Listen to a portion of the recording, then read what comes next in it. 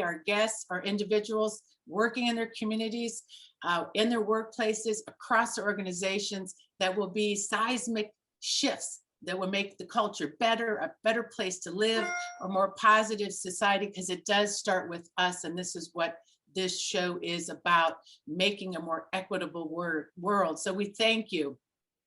So we hope that you were all in for today's show, and let's get things started, team. Today's Friday Power Lunch topic is anti-racism and equity. And how do we build a more inclusive, diverse, and equitable culture?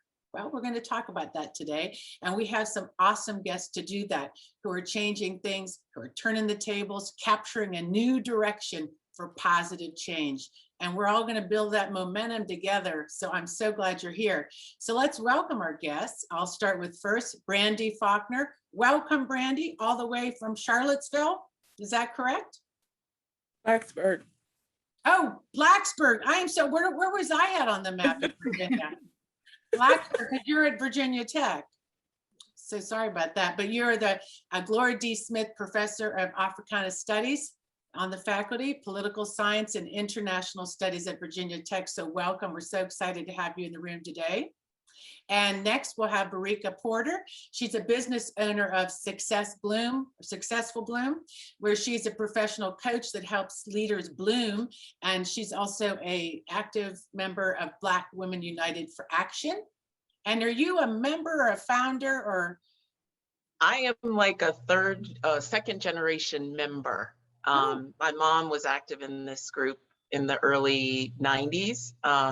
So it's kind of neat to see the line run through here. So yeah, I'm a member and I'm kind of do whatever's asked of me. So I'm just happy. And the reason you made that mistake is because I went to the real Virginia University. No, I'm just kidding, Brandy. Uh-oh, something's happening. No, that's awesome. I love it. I love all the, well, first of all, I love your dress. I love your color, and I love your bee. That's awesome. So thank you for being here. I'm all caught up, ready to talk to you. So Barika, we'll look forward to talking to you later. And next up, we have Paul Berry. Paul Berry is chair of the Virginia Latino Advisory Board. And let me say a lot more than just that, but for just today in the introduction, Paul, I will stick with that. So glad you're here. You're looking good. How are you? Awesome. Well, you're a regular on the Power Lunch. So we're so glad to put you up on so people can really see all the wonderful people we do have in the room doing great stuff. So thank you, Paul, for being here. And then we have up Monica Belton, social worker and founder of Reset Now. And Reset stands for Resilient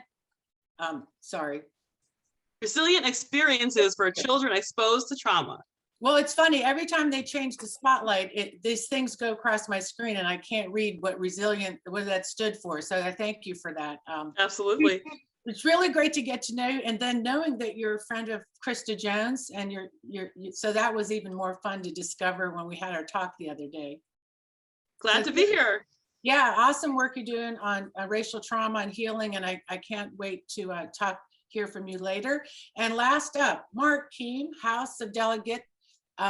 He is in the House of Delegates in House District 35, and a friend of the show, and a friend of Virginia, and a friend of just, I think, everybody. Thank you, Mark, for being here today. We're thankful for you making some time for us, ladies.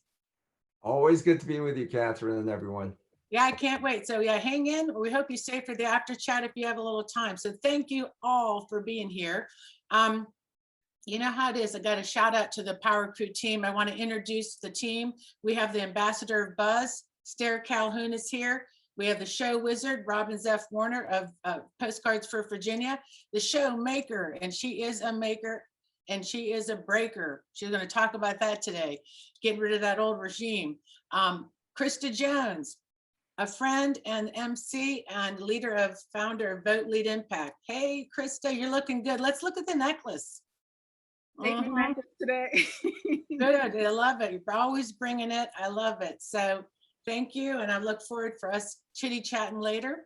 And of course, show anchor Louisa Borowski, leader of the Virginia Grassroots Coalition. How you doing, Louisa? Doing great, doing great.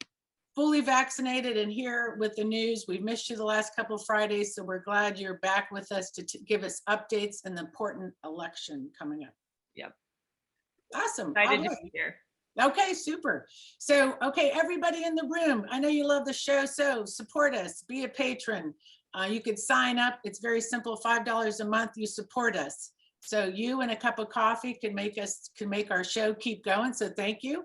And subscribe to our YouTube channel and put a thumbs up on our video. And also follow us on Twitter. And stick around for the after chat. We're gonna have, last week, we had a whole second show in the after chat. It was like an hour after chat. So please stick around. So let's get to it. Krista. Yes, it has been another bad week in a lot of senses, right? Yeah. Absolutely. Yeah, so I'm interested in your take on what you're seeing going on. You know, it seems like every week that we talk about, you know, the violence, the murder of Black and brown people at the hands of police, the gun violence the other day at FedEx, we had another mass shooting. And today, I do want to take a moment of remembrance. Today, April 16th, the anniversary of Virginia Tech shooting. My neighbor, Mary Reed, died in that shooting. Her memorial's down the street. So Dave, I just want us to take a second to remember all those lost souls, 32 on that day, and then 8 from the other shootings. So yeah, it's something that we need to turn the table on. Absolutely. You know, a lot of people say, especially with the violence, police violence on African Americans, that this has been happening for a long time.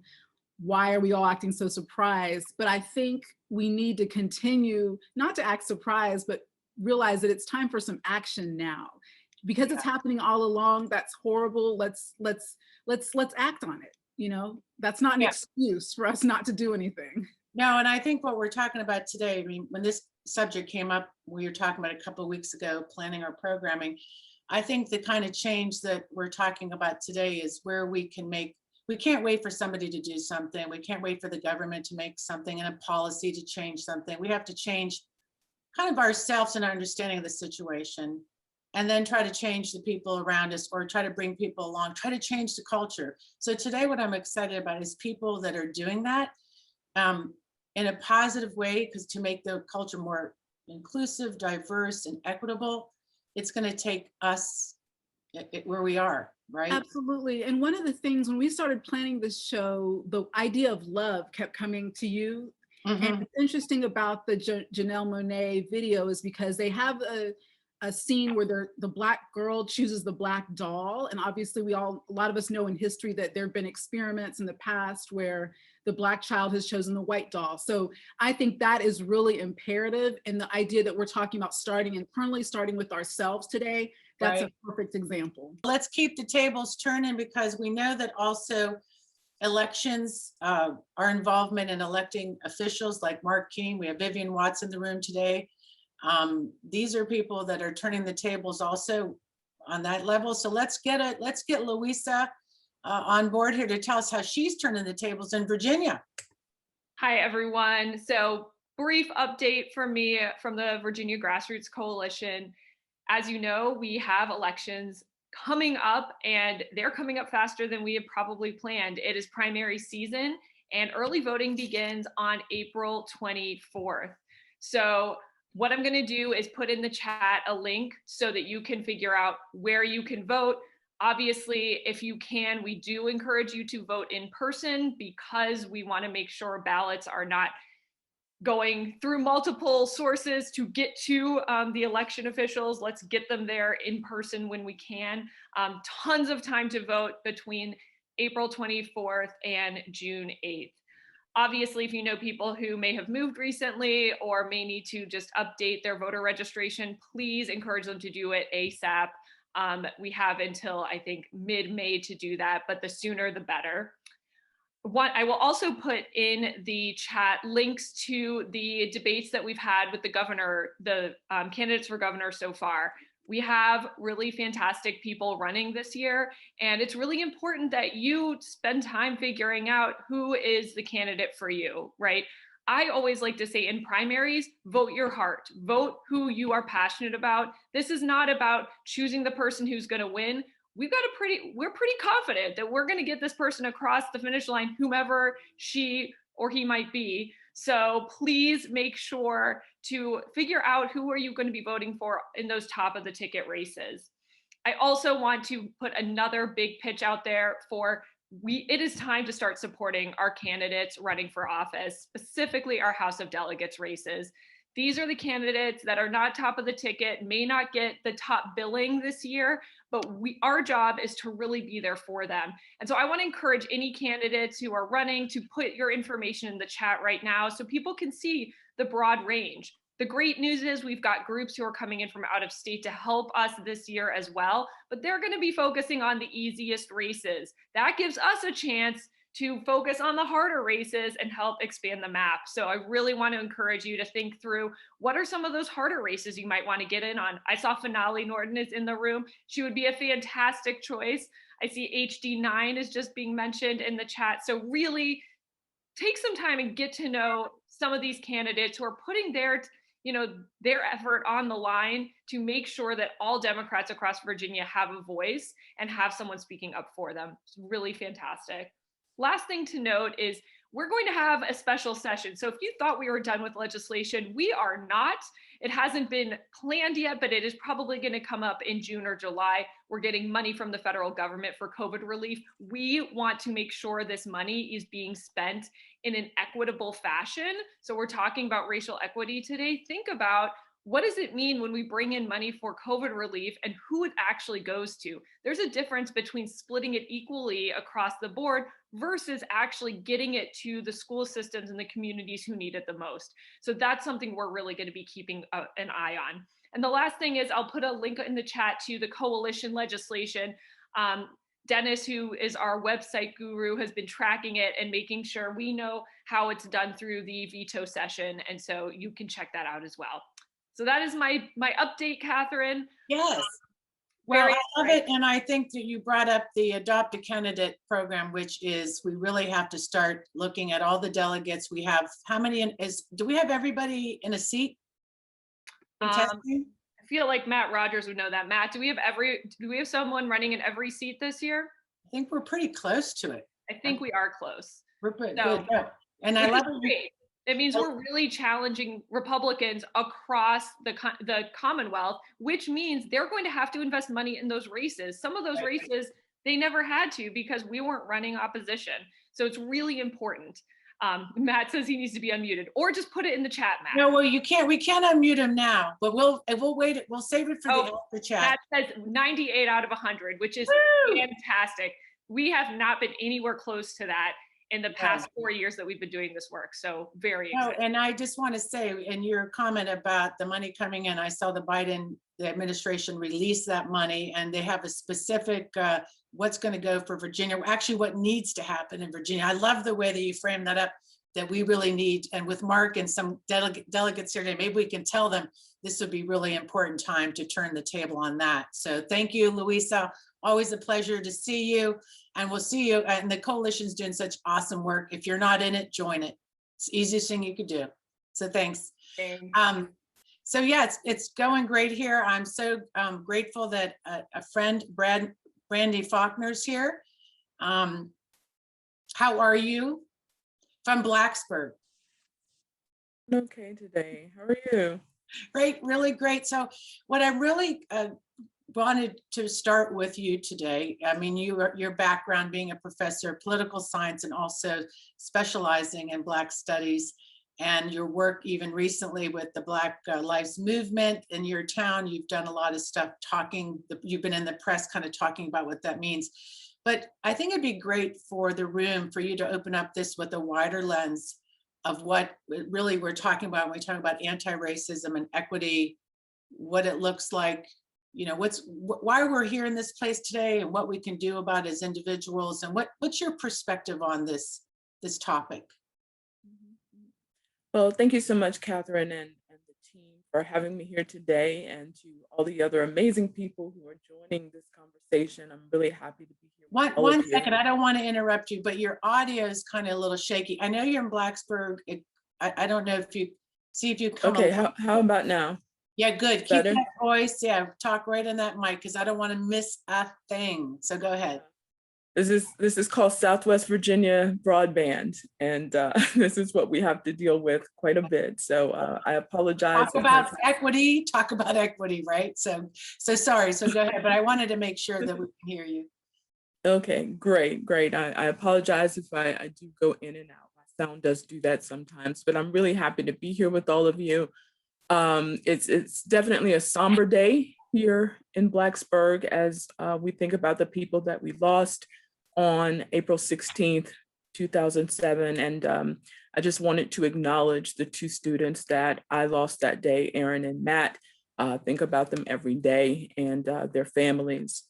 I also want to take a minute to acknowledge the trauma that the Black community is enduring right now as we wait for Derek Chauvin to be convicted of murder, and also as we mourn the death of Dante Wright. I want to acknowledge the trauma that the Latinx community is suffering after watching yesterday's horrendous video release showing 13-year-old Adam Toledo being killed by police. And certainly also want to acknowledge the pain of the Asian American, Pacific Islander, Desi American communities still grieving the mass shootings of Asian women last month. So there is so much going on as underrepresented and underserved communities. We are certainly in challenging times and in a challenging culture. And even though we might be angry and frustrated and tired, I just want us all to remember that we've got this. Justice is the only way forward, and we have to keep moving forward until we win. Anti-racism and thinking about cultural change and how we get out of this web, this system of white supremacy is something that I've been working on for a while. You know, how do we win? How do we make the kinds of changes that we intend to make? And so what I wanted to share with you today is just the framework that I use, and then also ask you to consider what your role might be within this framework, because there are many parts to this system and we have to attack from many different directions. So as I think about ending the system of white supremacy and moving toward anti-oppression and toward justice, guaranteeing that no person is mistreated and that those who need help the most get the most help, it helps me to consider the 5 Ds. And this is a framework that I use for all of my anti-racist work. And that is decenter, decolonize, disrupt, dismantle, and develop. And I'll just briefly talk about what those things mean in the context of making change and doing anti-racism work. So the first step is to decenter. So what are we decentering? We are ultimately decentering all oppressive structures, and in particular, whiteness, which is the core in our culture for sustaining these systems. In our current race-based hierarchy, whiteness is at the center of every policy decision. No decision is made without regard to how that decision affects the positionality of those who are classified white, and that has to stop. Second, we have to decolonize institutional and organizational processes. So it's not just about drawing attention to those racist policies and practices. We have to undo the mechanisms that are used to keep them in place. And then third, we have to disrupt the normal operations of white supremacy by whatever means are available to us. And it's really at your discretion which tactics you believe are acceptable. For some, it's open and sustained protests. So we've seen over the past year people who have been in the streets every night for a year. And their presence there reminds us that this isn't over. It lets people see the real commitment to long-term change and progress. They don't have to be policy experts. They don't have to run for office. They just have to show up with their communities and say, we're still here and we're still hurting. There are others who are interested in direct service and lobbying and advocacy. They're constantly meeting with people who are in positions of power, people who have the authority to make decisions, and they're putting together plans for change. They're advocating for policies that fundamentally will affect our quality of life and how we do things. They're feeding their hungry neighbors. They're providing community-based care. And all of that is so important systemically.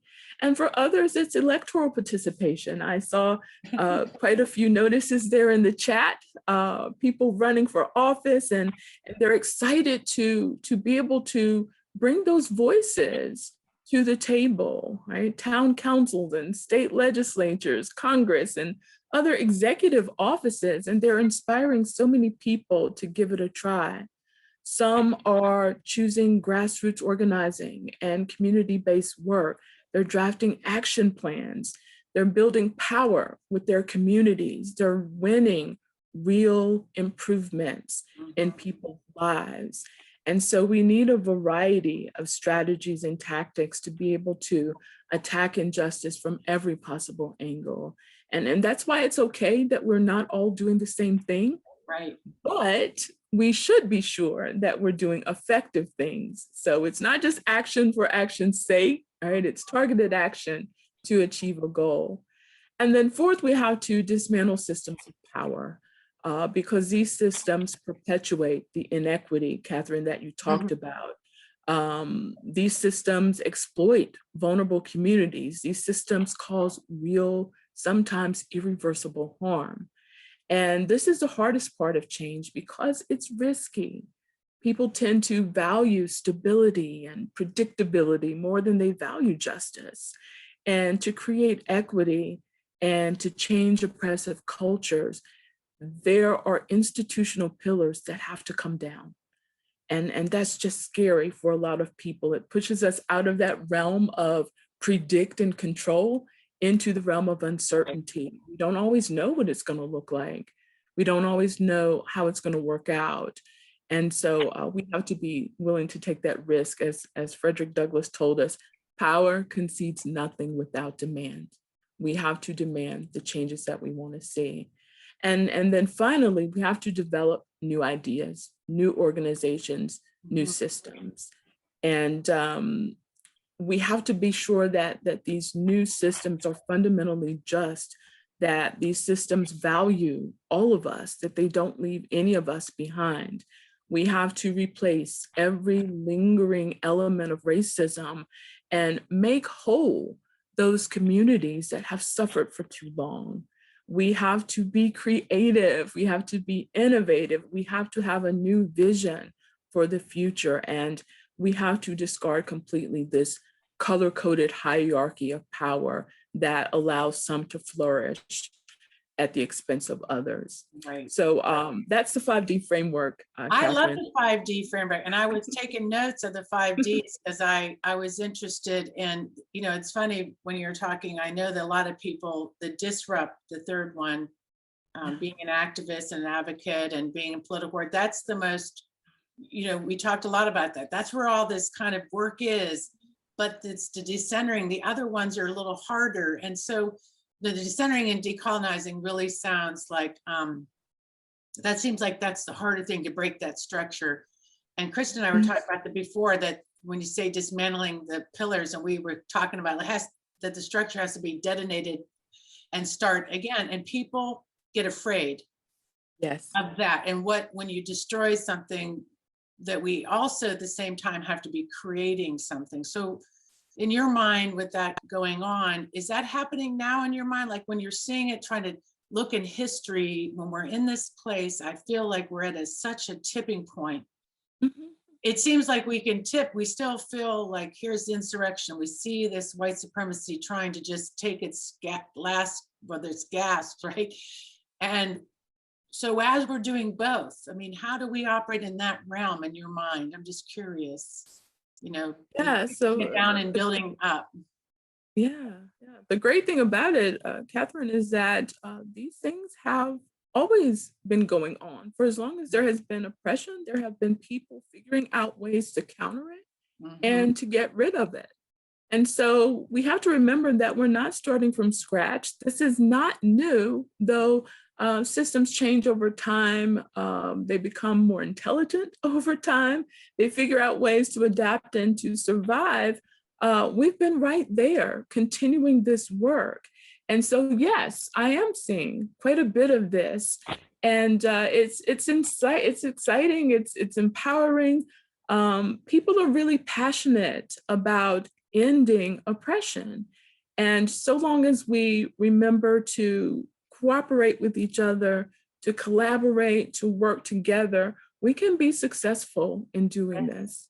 Yeah, I agree. And I you give me hope and the optimism because you've been at this a long time. And like I said, and also having to deal with it with the trauma you talked about, that this takes a lot of resilience. And I'm glad we have Monica in the room today at Belton doing the work. I was on racial trauma. And I just found that here we are addressing these issues. And I just think that, like you said, we have to develop new systems. We have to really, respond in a positive way when we want to make this change. So I appreciate your voice in this. We're going to follow up on the 5 Ds. We do a recap in the email. So I would love to, I don't know, we're going to put that in there because I think that really helps us look at in a really strategic way, how we can sort of just how we can do this work. So thank you very much for being here. And if you could stay for the after chat, please do. I'm sure people would love to ask you questions. Thank you. All right. So, I mean, I'm just really personally like overwhelmed by the conversation. It really does give me hope. And I hope you guys are really also with us and you're all in. And our next guest, I'm excited to bring up also Barika Porter. How are you? I am well. I'm glad to be here. Thank you so much. Yeah, and I would like to show, I think what's really great is to demonstrate to people, I guess we're saying with those 5 Ds, how that even resonated with you. You're working in that. You're really part of that reimagine it, reconstructing, and what you're doing in your work at Black Women United. If you want to talk about that and how it came about and its mission. And also I'd like to follow up with what you're doing in your personal life, in your business, and how you got involved with the vaccine equities. So you took, you really were holding people accountable. Again, trying to change the system, make a better culture. Sure. So just a little background. I like that. I like that, background. Like I might use that. A little background on Black Women United for Action. It was actually started by Sheila Coates, who is just one of my all-time heroes, mentors. She's just amazing. And just to have grown up watching her advocate, when she asked me to help, I was like, yes. So the organization was really founded on the premise of looking at people that look like me, that are underserved, overlooked. People don't even imagine that there is a capacity to do or be more, right? And so the Black Women United was founded to support women and young people to ensure that they're actually building and developing skills to maximize their potential. And so over the last several years, Mrs. Coates and a whole host of really accomplished Black women and other people have come alongside to really do some really magnificent work in the community. And one thing that rings true, not only for the organization, but me personally, and what I see in the vaccination efforts and even in testing and all of those things where we see the inequity, is the concern for people who are not necessarily looped into these political advocacy organizations and networks. How do we bring their voices to the table? How do we advocate on their behalf to ensure that they're not left behind? And we know that inequity is not just health inequity, it's educational, it's job opportunities, it's all of those different things. And so that is something that as an organization, we are committed to trying to get ourselves in the room and at the table to help people remember, because if you're not at the table, people have really good intentions, but it's like some of the missteps in this rollout in the vaccination process, specifically in Fairfax County, you're like, what were you thinking? Well, you were thinking you did the best you could with the information that you had, but when you're not incorporating different voices and perspectives, you miss things. And so that was kind of how, together with Rowan Tree and Paul and a couple other folks, we noticed when people went to go get their vaccines that it was predominantly white people. And we know that the way that this pandemic is affecting people of color, that was not an equitable representation of what we needed. And so we kind of formed this group coalition of all kinds of different people, which that was the part that was the most exciting for me, is I see the shift in regards to people applying the sustained pressure, and not only just wanting to move forward, but wanting to learn at the same time. And there was an intentional approach of decentering, right? Like that the white people in the room were like, we're not going first. What can we do to support? And that has not always been the case. And so I think as Brandy talked, that was one of the things that stood out to me, is that decentering. And I feel like the way that that can happen is first by being aware, right?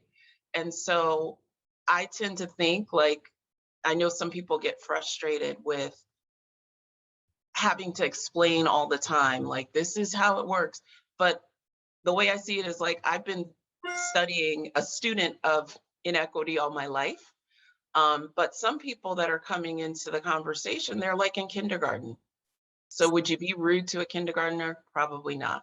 But it's hard, like it's hard work on either side. And I think if we can find ways to really connect and understand each other's humanness, like that's going to go a really long way.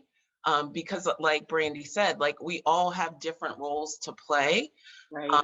And I think Black Women United for Action specifically is focused on some of the systemic things, but also putting programs in place to kind of combat that, in real time, but also pulling levers in terms of the political process. And then for me as a business owner, I am committed to this idea that we can choose, right? We can choose to change, we can choose to connect with each other. And as a coach, I really love helping people become aware. Right. Helping people become aware and organizations to become aware, right? Like that there are different lenses and views, and even something as simple as mandating that somebody send an email in 2 hours.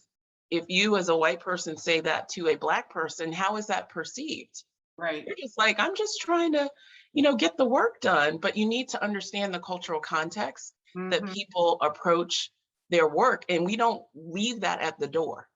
Right. When we come to work, we bring all of that stuff. So I think we have a wonderful opportunity right now to begin having conversations, but the best way to do that is by building relationship.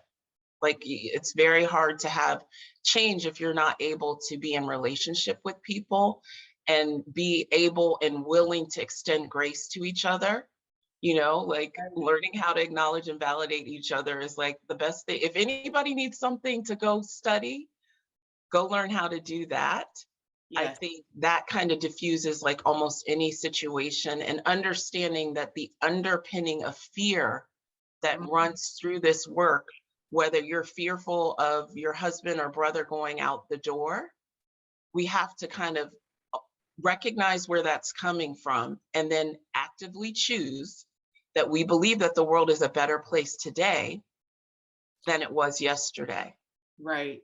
No, I think ending on that note, I think the grace part is, can be hard, like you said. And what I appreciate about what you did with Rowan Tree, when I wanted to bring this conversation into the room, is that how you built that coalition. I mean, Rowan Tree is just it's a co-working space with all these different businesses, but it made a commitment to anti-racism and equity. And in that commitment, with you being in that room and those relationships, you all recognized something had to happen. And I just thought it was, when we talk about what Brandy's talking about with these 5 Ds, this is how we make the change. And we have to do it from the bottom up, where we are as individuals out. So I appreciate what you did and what you're doing. So I hope you'll stay for the after chat, Barika, Yep. if you have time. I do. And, thank you so much. I love the color too. Thank Looks good you. on you. Looking good. Blooming it up. And Krista, I'll hand stuff over to you. So now we're going to bring up Paul Berry, who is the chair of the Virginia Latino Advisory Board. Thank you so much, Paul, for joining us today. So today we're talking all about our structures and how we can get to equity by changing some of our structures. Talk to us about the educational system in Virginia. How is it lacking? How are we not inequitable right now today in terms of our education system? Thank you, Krista. Thank you, everyone. It's absolutely a delight to be here on the other side of the camera today. Quickly, a little bit about VLAB. VLAB is an entity that lives within the office of the governor. We are part of the executive branch. I'm here in my personal capacity today, so I'm going to speak with the Paul Berry hat on. That'll let me be a little more open about how I feel personally. So to get at that question, I mean, there's a million different ways to start. I want to call them opportunities for improvement, opportunities for growth. Latinx segregation is increasing in Virginia right now. Black segregation in our public school system is also increasing right now. Here in Fairfax County, I know it's a touchy subject, but one that I have to bring up are boundary issues. We need to relook at our boundaries and how, frankly, I think racism is baked into the way that lines get drawn, not just for housing, not just in health or other areas, but when we decide what students go to what schools, we need to take into account the measures that will increase the diversity economically, racially, gender-based, ability-based that goes into our public school systems. We're gonna win with diverse schools. Full stop. So I'm gonna look at my cheat sheet here. A few things that the Latino Advisory Board has really been targeted on in the K-12 system. I should have started with this. I'm the son of a public school teacher. I was a public school teacher. I'm a proud student, former student of the public school system. It's very important to me. And I was taught from a young age that, again, that things like diversity in the classroom are important. So when we're looking at equitable education, the best place I think we need to start is how do our schools get funded? Back in the 1970s, the General Assembly instituted the standards of quality. Those standards, along with those standards came the funding formula, which is called the Local Composite Index. That's the math that goes into how state and local governments decide how much schools or localities, how much funding goes into the schools. Some of that is based on the value of true property, adjusted gross income, taxable retail sales, things like that. But the point that I really want to emphasize is that this is now a 50-year-old formula. It's 2021, and along with boundary reevaluations, we need to relook at how we're funding our schools to make them more equitable. That funding formula generates a number of inequities when it comes to how the resources get allocated. During the previous school years, we saw huge losses. We haven't even gotten back to pre-2009 recession levels of funding. Our teachers are still being paid. They're ranked 32nd in the nation, and we need to have that number at least up to $65,000 minimum. the standards of quality outline the basic needs of public education, and we should also be thinking about how to remove the support cap on personnel, school workers, nurses, custodial staff. The thing that makes Virginia's schools, or that will make them the best in the nation, is if we start to think about the entire experience that students have, from the moment that they step onto the curb and go into the school to when they go home or they go to an after school program or a sports program. If they see a secretary in the principal's office that looks like them, or they interact with a school counselor that maybe has an accent and makes them interested in foreign languages, we need to embrace these positive elements and really start to think about the holistic experience. Absolutely. I think we can all agree on this, everyone here will agree that learning isn't just about being in the classroom. So we need to fund the experiences that happen outside that classroom, in addition to making sure that our teaching corps is the best paid, the best trained in the nation, so that they want to stick around. Absolutely. Because I think, doesn't Virginia rank like almost last in terms of education? It depends on the metric. I know for teacher pay, it's 32nd. There are a couple different ways you can measure that. Lots of different ways you can measure that. Excellent. But again, to go off of that holistic approach, we want our students to prepare for any kind of life that they want after they leave the public education system, whether that's going straight into the workforce. Maybe they want to seek a technical degree or technical certification, or they want to go to a four-year school. I am a union member, and I'm a proud former union, full-time union employee before my current role. And what I learned in that experience was that there are all kinds of different ways to get into the profession, to activate the potential of your curiosities and get to where you want to be in life. And we should be encouraging that for every single student. If you go to the FCPS website, there are some really fantastic, great black and white photos of original schoolhouses, simple one-room schoolhouses in Fairfax County. We've come such a long way with our school infrastructure, which I'll get to in a second. But in the early 1900s, in the period that I'm talking about, this was just before the United States began to see national education as something that everybody needed to access, which is terrific. But we ended up adopting what amounts to a mass production style system of education.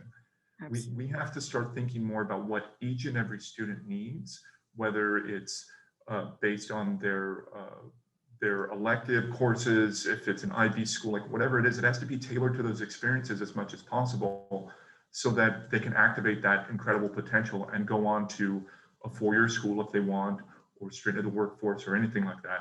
But our laws and our informal practices in the State Department of Education need to reflect that mindset. Absolutely. So Paul, that's a great overview. Thank you so much. I just have one more question for you, changing the topic a little. So as chair, I know you're in your personal capacity, but Barika made a really good comment about making sure that diverse voices are at the table.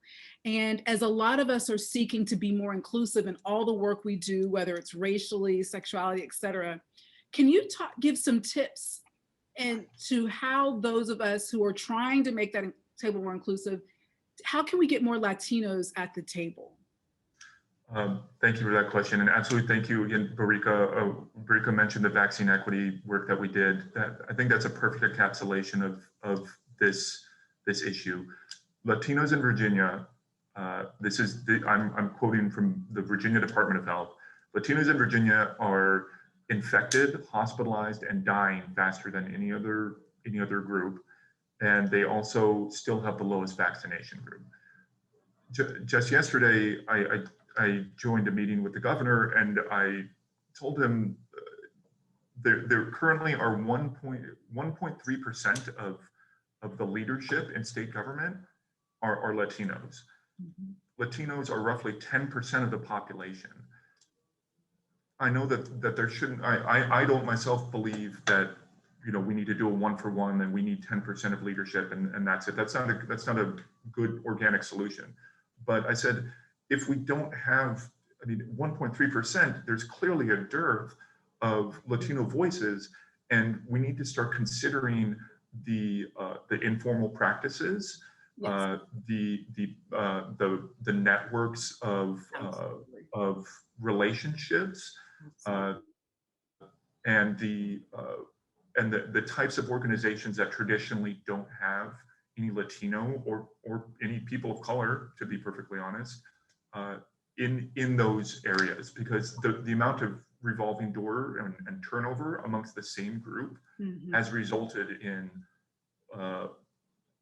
Black, Indigenous, people of color not being at the table, Latinos absolutely not being at the table. But those lived experiences, Absolutely. that's the most important thing that's missing from You are the so right. Yeah. So we thank you so much, Paul. This has been an excellent conversation. We really appreciate you sharing so much with us. So now we're going to bring up Monica Belton, who is founder of Reset Now. So Monica, talk to us more about Reset Now and why did you decide to found this organization? So basically last year, after the murder of George Floyd, I knew that after the 19 years I have been working with children and families, that not so much the awareness, but the action that was taking place against police brutality was bringing up a lot of emotions for a lot of people.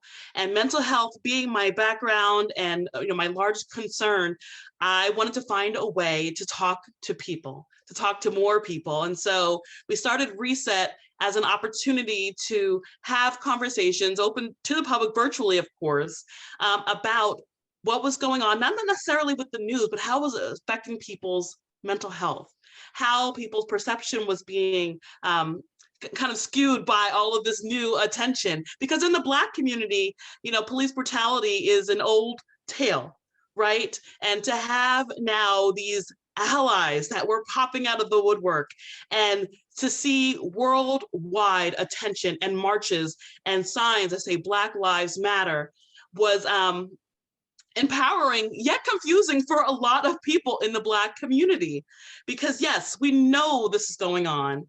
The publicity that Mr. Floyd provided, was really a tipping point for a lot of people. And I wanted an opportunity to say, yes, this is affecting all of us, but most importantly, the messages, of course, we had, COVID restrictions now too. So the messages that our kids were getting were going to be paramount about how adults who work with children, have children, are interpreting this new world that we were living in and how they were interpreting it for their kids that they work with.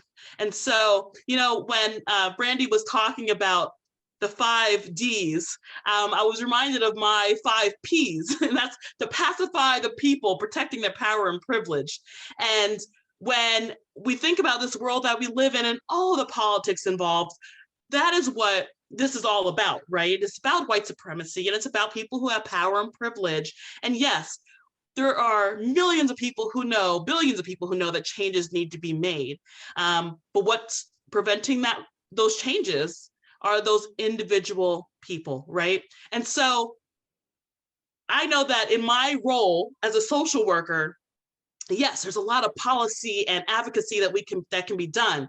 But of course, my passion and my energy is towards that mental health field. And so I took it as an opportunity to work with those people, those individuals, those groups that wanted to have these conversations. And so that's what I did. I put together a bunch of different presentations and workshops, and I put them on Eventbrite and Facebook, and I said, come on in and let's talk. I know that, problems with mental health can affect people from, symptoms of depression or anxiety, all the way up to suicidality. And then we're talking about daily functioning and how that affects our entire society, right? And that feeling of powerlessness, that feeling of not being safe, no matter where you are, to be a person of color in a world where Breonna Taylor can get shot in her own bed, just sleeping in her own bed. That was terrifying for anybody with the awareness to know that was going on. And so I wanted to make sure that people knew that, number one, and this is the feedback that I always get, is that what they are feeling is real. What they are feeling is traumatic. Yes. Because I think that, yes, racism happens. People are affected by racism on a daily basis. The dismissal and the denial of the racism is more harmful. If it happened, you're like, oh, and everybody's like, yeah, that happened. That was racist. You're like, yeah, that happened. But when we report something and we see something and it's swept under the rug or denied or no one's held accountable for it, the harm that causes to everyone, that public space racism, even more detrimental. So we only have a few seconds left, but what do you say? So I was talking with some people yesterday, and there was a white person who wanted to take more action in terms of everything that's going on. And there was another Black person at the table who said, I just need a break. Like, I can't. Yes. And I think the white person was like a little bit caught off guard. She's like, okay, let's do this. What do you tell people in that situation? I tell very specifically anybody who's not a person of color who wants to be an ally to have conversations, right? So I have this whole BIPOC ally training. It's about 2 hours long. And I give people literal topics that you can bring to any conversation. You have to say something. Even if you're something, if you're, a quieter person or a more submissive person, even if you're something that's not okay. Mm-hmm. That's perpetuating racism. Right. If you even put that little note in somebody's conversation, that is helpful. Say something whenever you can. Absolutely. Well, thank you so much, Monica. I Absolutely. talk to you all day. But Yes. now we're going to transition over, Catherine, to our next guest. Yeah, I have to say, I agree with you. I can listen more. It was so, I loved our conversation yesterday, Monica, and what you're doing for young people and addressing that trauma. And I know that people have talked about that when they showed the video of George Floyd over and over. What people weren't realizing is that trauma that was causing people. And even we see the trial going on and the witnesses to his death. This trauma is not only real, it's ongoing. And I just think that the work you're doing to change, to help people and change the culture. And I think being more empathetic, we have to just have that caring heart, or it's really hard to make movement. So I've already asked Monica to be involved in the Women's Summit and do a more in-depth training. So you're on the spot now, but we need this. We really, we're gonna, like I said, if we're gonna do the big 5 Ds and the 5 Ps and the 5 S's, then we need to work together. So thank you. So yes, Mark Keem, Delegate Mark Keem, you're here. It's so good to see you. It's been a little while. Are you there? Hey, Mark. Yeah, I'm here. Hey. I'm sure a lot of people know you in the room. You're a delegate, and they may not know that you in 2009 became the first Asian-born immigrant and the first Korean American elected to any state level in Virginia. So, and that you're also on plenty of boards that also work for equity for the Asian community. And so tell us what, listening, sitting in the room, I like just to hear how you're going to turn the table. I know you've started the new caucus. I'd like you to talk about, but just how are you feeling? I just want to hear from you, your lens on equity, how we can build a better culture, and what the government's role as an elected on that level. Sure. Thank you, Catherine, and to Stair and Robin and all of the wonderful leaders of Network Nova, as well as all the folks that are joining us today. I appreciate being invited. It's so good to see so many friendly faces. We heard about the 5 Ds, 5 Ps, 5 lots of things. I guess now this is the 5 Bs, because we had a Brandy, a Barika, a Barry, a Belton, and now you have a boring me. So I'm your last guy here. Boring, my friend. Thanks for letting me be part of this conversation. Listen, obviously we can talk a lot about a lot of conversations, but I think today, for the purposes of this conversation that we just had about equity and how our African-American brothers and sisters, our Latino and Latinx brothers and sisters, our friends in our community, especially our women who have suffered just unbearable sacrifice and discrimination for as long as human beings have been around. The plight of people that look like me and immigrants like myself, Asian Americans and Pacific Islanders, in some ways pales to the 400 years of brutality that African Americans and others have suffered. But I wanted to just ensure that as we have these conversations about equity, that we look at every one of our constituencies in Virginia and we see them in the same light of whether their pain is more or less, whether their history is more or less, it doesn't matter. The point is we're all living on this earth together. And if one suffers, and we want to make sure that we're empathetic to that and reach out to them. Let me start with a quick story, and then I'll see if I could try to help frame this so that in future, as we have these conversations, not today, but in later conversations, that we can maybe bring this equity lens to it. About a month ago or so, when we started seeing the tragedies of Asian elderly people, especially in San Francisco, New York, and other places, being beat up, accosted, spat on, a gentleman's face was slashed with a knife, and in fact, several members of our community lost their lives. We know the history about, the last guy in the White House calling this China virus and all that stuff. So as a result of that and other prejudices, we've had a lot of Asian Americans who've suffered.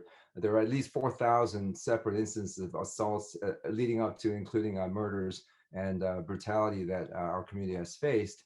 But about a month ago or so, when the tragedy happened in Atlanta, where 6 out of the 8 people who were murdered in cold blood by what seems to be a racist white guy, people really realized that the attacks against Asian Americans were, if not equal to, at least in terms of the national attention to what the Black Lives Matter and other conversations have been in our country. And so the idea that a group of people were being targeted on their race and their appearance was something that became a national conscience.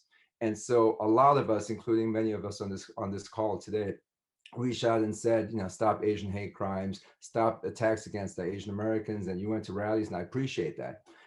My daughter, who's 17 years old, born and raised in Virginia, she is about as American as any of you, and I was born overseas, so I don't have the ability, like my daughter and my son, to be able to say I'm a naturalized American, a natural-born American, I'm a naturalized American.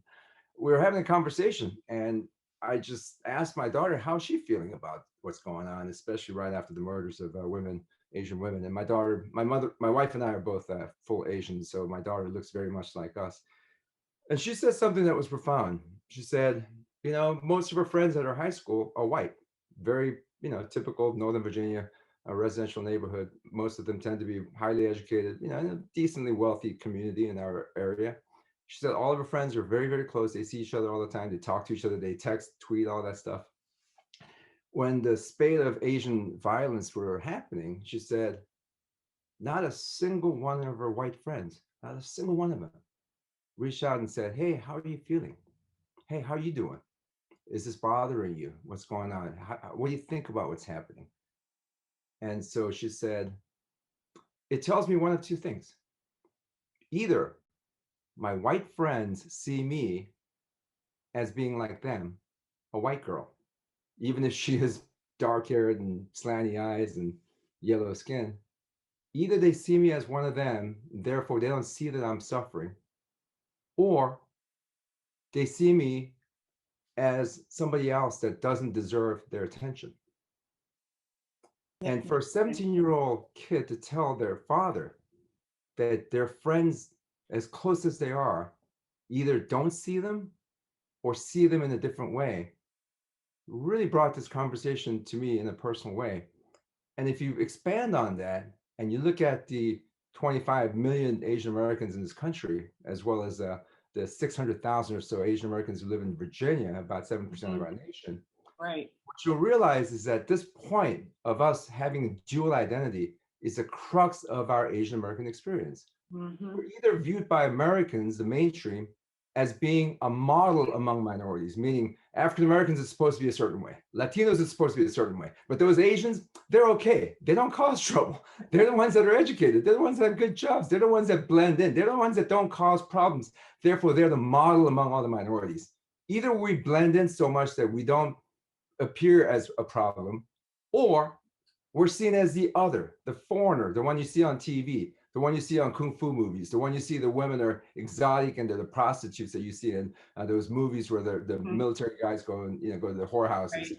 They see us as something other than Americans, something other than people who belong here. Therefore, it's okay to treat them with disrespect. It's okay to call them a virus. It's okay to beat the crap out of them. It's okay to murder them. In fact, the greatest lynching in American history, the largest massive lynching that's ever happened in history, was not African Americans. They were Chinese in Los Angeles in the 1800s. And the fact that the only time that our government has officially kicked out people in this country and locked them up behind bars was Asian Americans. So that tells you that there's a long history of Asian Americans being that dual identity. So I hope we have that conversation in the future of how we see the duality of our existence. No, I think that's important. And one thing is also, I think for me, the message is how we need to work together.